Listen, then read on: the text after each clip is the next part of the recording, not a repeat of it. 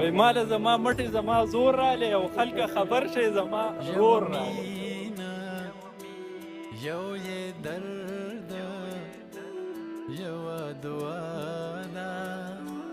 مور بس مور دا طرف ته روجه را روانه وه او بل طرف ته زمونږ مشر ورور د سعودي عرب نه را روانو بس موږ ایرپورټ ته روان وو ورېرونه مې راسه و پلار مې و زه و چې ګاډي ته وختلو لاره مو ونیوله نو د چوټا پلار د سعودي عرب نه را روان و د چېرته لیدلی نه دی خو ډېر خوشحاله دی ورته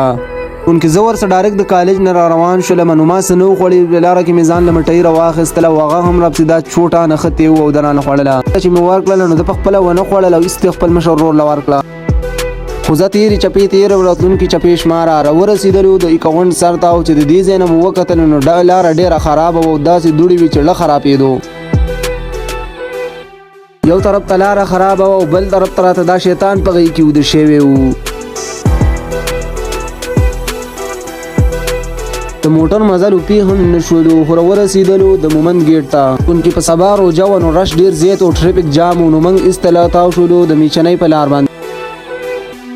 چې صدر ته ورسېدلو نو چوټا اوبه غوښتلې ما لې خدای پاکه دره اوس اوبه د کوم ځای نه راوړو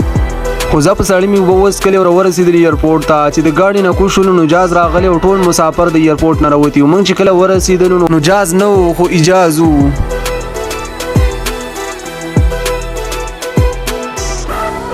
چوټا 3 کاله بعد خپل ابوسي کو نو ډېر خیرانه و ورته خو زه بې ورلې او غاړې ورته ورکړه